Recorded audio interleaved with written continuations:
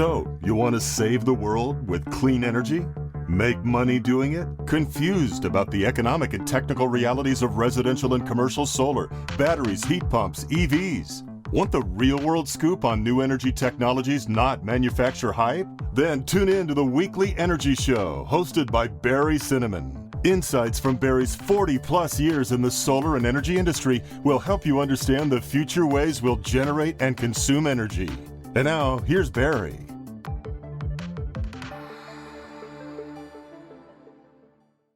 Welcome to this week's Energy Show.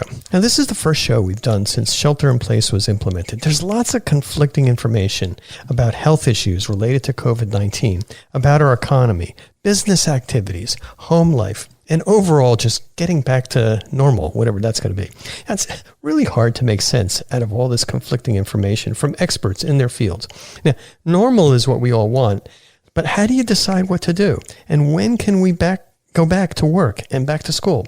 And what's healthy? Now, I'm not a medical expert or an economic expert or an education expert. Okay, maybe I know a few things about solar and storage. And I do have a pretty good idea of what some of the biggest questions and uncertainties are. So the way I look at it is I want to take what everybody's saying, listen to it, try and understand it, and subtract out the uncertainties, subtract out what we don't know. Because sometimes people are making conclusions or recommendations based on a single data point. Like they did a test in France that chloroquine cures COVID-19. That's just one test. That was 25 people or so. Well, they've done a lot more tests and the data's coming back a little different. Or sometimes you hear biased recommendations from people that may have a hidden agenda, like we don't need to wear face masks. Face masks won't help. The reason why we were all told not to wear a face mask is there weren't enough face masks, and doctors and first responders needed those face masks, but we could have made ordinary cloth masks and that was fine. So we've kind of gotten over that. Now everybody's wearing masks. And sometimes you just hear recommendations that are just self-serving BS. So I like to kind of listen to all that, take out what I think is really uncertain and people are making stuff up as they go along. And then you end up with a few things that we're really confident with. So that's what we're going to focus on. First, a little bit of home and business background about what's happening with Cinnamon Energy Systems and here at home. Now, at home, things were pretty hectic, as with lots and lots of other people. I had 2 of my adult children come back. They were home with us sheltering in place. It's a lot easier with adult children than smaller kids. My heart really goes out. A lot of sympathy for parents who are homeschooling their children while they're also trying to work. Now, from a business standpoint, at Cinnamon Energy Systems here in California, almost all of our solar and battery business is completely shut down for a few weeks. Although battery systems were considered essential infrastructure and rooftop solar was not, we still couldn't do the work because most of the building departments were closed or prohibited doing any work.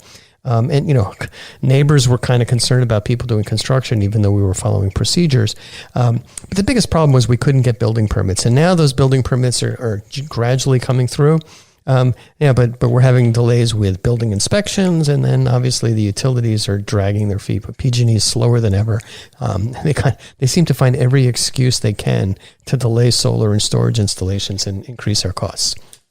All right, now, so let's talk a little bit about what's happening in the whole solar industry. And this is important if you're both a business or a homeowner who's interested in solar and storage, or if you're interested, as one of the thousands of solar contractors out there. Well, I like to look at this from a supply and demand standpoint. So from a supply standpoint, there's plenty of supply. It's not a surprise. There was a lot of supply here for the first quarter of 2020, and then boom, there wasn't we went into shelter in place and things slowed down. It's had a big impact on pricing. I like to say that pricing is, quote, dynamic, unquote. There's shipping delays, there's manufacturing interruptions, there's a lot of uncertainty, there's a lot of extra supply in the supply chain. So distributors have a lot of product, the big installers may have ordered a lot of product, and then they saw they weren't able to install it. So it's been very tricky to have the right quantity of equipment. Plenty of solar panels, plenty of inverters, plenty of batteries. They just may not be where you need it when you need it, and there's some uncertainties. From a demand standpoint, this is where we've had the biggest problem. I mean, for all intents and purposes, demand for everything related to construction completely stopped when shelter-in-place went into effect. I mean, there's a couple of reasons for that. First, customers, homeowners, and businesses were understandably cautious about making any kind of investments. I mean, when you're in shelter-in-place, you're not supposed to do anything. How can you have a contractor come out, even though we were authorized to do that as an essential service? People were kind of careful. And there's also economic uncertainty. So from a demand standpoint, to kind of help cure that, couldn't really do the in-home sales that my company's been doing for 20 years. So you had to kind of transition to an online selling process. And this concept of selling solar and now solar and battery storage was really pioneered by my friends at Sungevity. They started doing this a dozen years ago or so. And they were able to kind of sell solar over the phone, over the internet, very effectively. Now with drones and Zoom, everybody's got some teleconferencing software, Zoom or Cisco or Google Hangouts. It works out pretty well. The only thing that I'm kind of missing is a reasonable haircut. Now, our salespeople can pretty effectively explain and design solar mostly online. And, you can interact with the customer online and you can see the aerial photos of the house and whatever. But what's still a challenge, and we just don't see any way around this, is you can't completely design a system accurately without really checking the home's electrical service. And when it comes to doing a battery storage system, we really have to kind of understand exactly what's going on inside the house's wiring so we can wire up the essential circuits. And yeah, we got to visit the house. Usually we can just be outside wearing the proper masks, but sometimes you actually have to go inside. So from a supply and demand standpoint, plenty of supply, demand was kind of funky, but there's three big factors that are increasing the demand, not for residential solar, but for storage. The first is that people are working from home now, and they're even more dependent on electricity. Not only for their work, but if they have kids at home, the kids want to use the computer, they want to watch TV, something like that. So you kind of need that electricity. And if the power goes out, even though it'd be kind of quiet and peaceful, that peacefulness is going to be shattered in moments when the kids can't kind of do what they want to do. We also want to keep the food in the fridge cold in case the power goes out. I know for our household, it would be an absolute disaster if the power was out for more than like a dozen hours, because I'd have to somehow find a way to eat 10 pints of Cherry Garcia ice cream that's in my freezer before it all melts. Now, that's the first thing about people working from home. The second, we're kind of, it's the end of May. We're kind of coming up to the fire season in California. And that fire season usually starts in September. So now's the time to get a battery installation started so it's working by September, when it's very likely that PG&E is going to start having some more of those public safety power shutoffs. And third, the solar and the battery tax credit are currently 26%. At the end of this year, it goes down to 22%. So if people decide to put the system in 2021, effectively, for all intents and purposes, these systems are going to cost about 4% more. Now, the good news is that the economy is gradually coming back for many businesses and for many homeowners. So there's things that are going to take more time to come back, like travel, like the hospitality, hotel industry, and restaurants. I mean, they've got a longer road to recovery. But a lot of the other businesses that are especially here in Silicon Valley, they're kind of coming back, or some of them never really disappeared. But overall, the total economic recovery, when we see the hospitality, restaurants, movies, malls, things like that come back, it's really going to depend on consumer sentiment. It's going to depend on when people are comfortable kind of going back to the mall, going back to traveling. And we're not quite there yet for a lot of people, although it's very individualized. So I do see a light at the end of the tunnel. And the good news is that light at the end of the tunnel is not an oncoming train. So that's good news. But I really don't know how long the tunnel is. And so what we're doing, and what I'm doing personally and from a business standpoint, is pretty much working on a short-term planning basis. There's just really too many uncertainties out there. Now, here are some of the questions we have about this crisis. And these are the uncertainties, and I really can't get any definitive answer, no high degree of confidence when I read articles or ask people about this, what the answers are. So just some of these issues and questions and uncertainties, kind of in no particular order. First, how effective will the full, as we're kind of going through now, or partial shelter-in-place actions be in minimizing deaths and restoring consumer confidence. In California here, we're kind of moving towards phase 2 and then phase 3 of shelter-in-place, which means that many businesses to some degree are open and people can kind of leave their house a little bit more. Another question.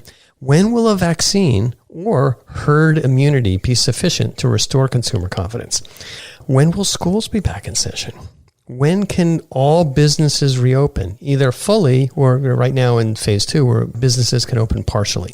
A retail store that has access to the street can now do business, but they have to deliver what everybody wants to buy to the street. You can't browse through the store. I mean, we were at a garden center over the weekend, and outdoors you can look at all the plants, but you can't go inside to buy, gloves or a shovel or anything. You have to ask for it, and then they'll deliver it to you. When will people start traveling again? Driving to visit people or just getting on a plane. Air travel is particularly concerning. How will the rate of unemployment change? It's still going up. We're kind of at record levels. And when will it start going down and how quickly? Is it going to be a U-shaped recovery? V-shape would be ideal. It goes down and bottoms out, comes right up again. U-shape is going to be bad for a while. But heck, it may be more of an L-shape. I mean, there's some people that think that we're going to be kind of in this situation for years, not a matter of months. All right. And then I was just kind of wondering, as a homeowner and somebody that's renting office space, how will the real estate business recover, including the sales of buildings, renting, leasing, and finance companies? So huge part of our market, touching everybody. All right. Well, first, let's look at the current reality. It doesn't really take a brain surgeon to figure out. The current reality really sucks. We're in a recession. There's high unemployment. There's shelter in place. We're kind of stuck in our homes. We've got cabin fever. And people have serious health risks. And the degree of risk really depends on the individual. But if anybody tells you they're an expert on COVID-19, they know how quickly we're going to get a vaccine and herd immunity, et cetera, they're probably blowing smoke. So we just don't know enough about this virus. We don't know how fast consumer confidence is going to be restored. And then we don't know how quickly the stock market is going to recover and how fast the overall economy is going to recover. In the stock market, people care about their stock portfolio when they're making investments and purchasing decisions. So when the stock market's weak, when the economy's weak, they're just not purchasing, and that has an immediate effect on the economy. So the new normal in America is most likely to be very geographically localized. It's still possible, and some people think it's likely, that in certain areas the COVID-19 diseases and infection levels are going to really spike again, resurge. So that's going to be the new normal. It's going to be geographic. It's going to be individualized, and I'm not even going to use the political word because that's not what the show is about, but there's going to be a lot of political issues attached to it. So my approach from both a business and a home perspective is to be conservative. Since there's so much we don't know, I'm kind of going to assume that it's going to take longer than the optimists think for us to get back to any degree of normal. To me, it's not going to be a matter of months. It's going to be more like a year or two at best. So in my view, that means in general, try and spend less money. That's kind of the way I'm looking at it. Another thing, in addition to spending less money, watch out for debt. Minimize any debt you have. Debt, where you're borrowing money to kind of get by, is particularly bad if things don't get better soon. Now, I worry about companies who have been shut down, and it's going to take a long time for them to fully recover, especially if these companies are borrowing money. So airlines, hotels, restaurants, concerts, sporting events, lots of big companies, lots of successful companies, lots of really profitable companies. Many of them are borrowing money to stay afloat. But these companies, many of them are still going to have to pay these loans back unless it's turned into a grant. If their business doesn't quickly resume to previous levels and there's any significant interest payments, they might not be able to repay the loans. So what we're probably going to see is there's going to be a lot of bankruptcies. And that's no surprise. The banks already know this. They've drastically increased their reserves for bad loans. So companies borrowing money and the economy doesn't come back as quickly as they expect, they're still going to have to borrow more money or not going to be able to pay that money back, and they're going to have trouble. So kind of the logical thing really to do for companies is to aggressively downsize to match what's going on. You don't want to do that because you lose momentum, but that's kind of the most rational way to stay in business. Easier said than done for lots and lots of businesses. And from a personal standpoint, minimizing debt means minimizing credit card debt because you're going to end up start paying, some really high interest rates on your credit card. All right. So from a business standpoint, I like to recommend that people minimize their fixed overhead. For example, restaurants may have really expensive leases. they might be able to kind of get by for a few months, shelter in place is over. But when the shelter in place is over, they may only be able to have 50% of the revenues before. They may be required to have people 6 feet away, so they can't fill every table. They can only fill every other table. So their revenue is going to go down by 50%. Now, there's this thing called the Paycheck Protection Program. I think that was a really good solution to businesses for this problem if the economy was depressed for a few months. The PPP, Paycheck Protection Program, it paid for some overhead like rent, and it paid for 2 months of payroll. So if businesses, were out of business for 2 months and then they were able to snap back quickly, they might have lost some profits for those 2 months, but they didn't lose a lot of money. They got reimbursed. That's a great solution. But if the business isn't going to snap back soon, it's kind of like they're going to be in the same situation in the third month. All right. So, from my perspective, the entire real estate industry is in a very uncertain place, both from a home standpoint and a business standpoint. So if you're looking at buying a house, selling a house, investing in real estate, just be really, really careful. The value of commercial properties is often based on the long-term rental rates. It's how much that the tenants are going to be paying for rent over long term. Well, when companies aren't doing well, when individuals aren't doing well, they can't pay their rent, those average rental rates are going to go down, and that's going to have a depression on the value of the real estate. So the real estate prices are going to go down. And that's going to happen even for homes. If people aren't able to kind of rent out their home, or if people can't pay their mortgage, they're going to have to sell the house, and it's kind of not the best time in the world to sell a house. You're not going to sell it for if you just bought it last year, you're not going to sell it for anything close unless you're really lucky. So remember, if the economy doesn't recover fast, it's likely that real estate values across the board are going to decline. So what can you do? Well, you can seek out risk-free investments that improve your cash flow. Those aren't easy to come up with. And from a totally self-serving standpoint, we're very confident here in the solar and the storage industry that solar and storage are going to improve your cash flow. Yes, it takes an investment, but what is that money sitting in the bank doing for you? You get, 0.5% interest after tax. If it's in the stock market, it's really, really volatile. But, if you put it into something that's going to improve your business or your home cash flow, it's a good investment. As long as the sun keeps coming up, you'll be fine. All right. So these are my general principles. Now let's get a little bit more specific. What's going to happen? Electricity costs are going to go up. No surprise.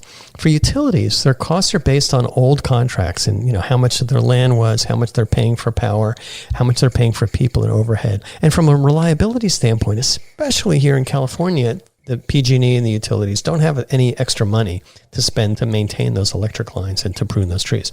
So there's less money for that, and the electricity reliability is going to be worse. Now, from a home energy consumption business, home energy consumption is way up. We're in our homes 24/7. We're using more electricity. We're using more heating. In the summer, we're going to use more air conditioning. People at home are using the TV and the internet. It's just the power's running in the house, whereas it used to be when people are out of the house, the demand of electricity in the house is way, way down. But what's bizarre is the cost of electricity or the cost of gas isn't really going to come down. So the home energy costs are going to go up, and homeowners are going to have to spend more money on energy. Now, what about cars? What about vehicles? Gasoline is at a really low level. The fossil fuel companies are hurting, the refiners are hurting, but gas is cheap. And as a result, there's going to be less demand for electric vehicles, and there's less demand for new cars. There's also a lot of discussions about interruptions in our food supply, particularly meat. There's a lot of infections at the meat processing companies. Not much we can do about the long-term food supplies other than stocking up a bit. I wouldn't recommend really stocking up on a lot of food. The supermarkets are there, the big box stores are there. Yes, food costs may go up in some ways, but in other ways they may come down because there's a lot of local supply. So let's kind of take this down to what we can do at our homes and our business. Well, here's what we're doing at our company. We're stocking up and continuing to maintain a good supply of the things we need to keep our employees and our families healthy. Sanitizers, masks. We buy as much as we can to make sure that our employees' families have these things. And we do regularly safety checks. We measure people's temperature when they come into the office.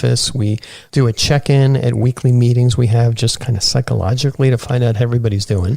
We have had a number of project cancellations. These were for customers that say, gee, I just decided not to buy solar. And these people will come back to us hopefully in the future. And, we just give them their money back unless we really started the project, in which case we just keep a little bit of it. And there's a lot of other projects that were delayed for all kinds of reasons that I talked about before. From a financial standpoint, we're cutting back on expenses as much as we can. Things that, we can kind of do without. We can always resume it. We asked our landlord for a break on rent, and we got that, so that kind of helped. No more overtime. So we're focusing on keeping our existing workers fully employed, and business is down a little bit, so there's, we don't need to do the overtime thing. We had some time when we were actually basically not able to go onto roofs into homes, where we did a major cleanup and organizing of our warehouse. And then from a selling standpoint, we did a complete transition to remote sales. So we're still visiting customer sites to make sure there's no surprises, that we can fly a drone over the house, check the roof out in detail, more detail than you can from aerial photos, and check the electrical service. But that's working out okay. We're minimizing inventory. We don't have a lot of inventory because we can kind of buy it as we need it. And the pricing is dynamic, so I don't want to be stuck with a lot of high price inventory. And we're also reaching out to our existing customers just to check in with them, to let them know we're here to support them. Now, on the home front, obviously we're trying, my family and my daughters and my wife, we're trying to shelter in place as completely as possible. We only occasionally go shopping. We get a lot of stuff online. We also kind of enjoy the old habits of a lot of cooking, a lot of eating, a lot of drinking, and not enough exercise to compensate for all those extra calories. And then from a home economic standpoint, the surprise, our biggest utility expense is the water bill. We're negative for electricity. We almost use zero natural gas. It's just when we heat up the gas grill outside. But, that water bill is kind of high, and I don't think there's a darn thing we can do about it other than kind of let the grass go a little bit brown. But business standpoint, home standpoint, things are going fine. We're really looking forward to when things open up again. And it's just going to take time, and we're going to have to be patient. So just to kind of wrap up, I feel lucky to be in the solar and storage industry. It's the long-term demand for backup power and inexpensive electricity that our industry provides is there. I mean, there's going to be a good 20 years of demand. It's not going to be steady. Why we call it the solar coaster. It's going to bounce up and down, but there's going to be a lot of demand for inexpensive, local, reliable power. And I see lots of products coming out on the market that are going to be great for our business and home customers. And most importantly, happy to see that everybody out there is thriving and healthy. All right, that's all the time we have on this week's Energy Show. Thanks to all of our listeners for tuning in. And if you missed any of today's show, you can go to our website at cinnamon.energy and listen to their podcasts. So, you want to save the world with clean energy?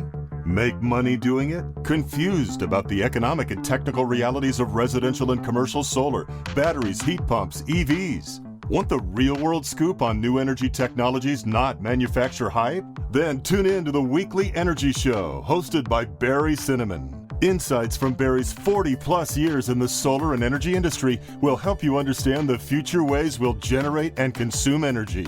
And now, here's Barry.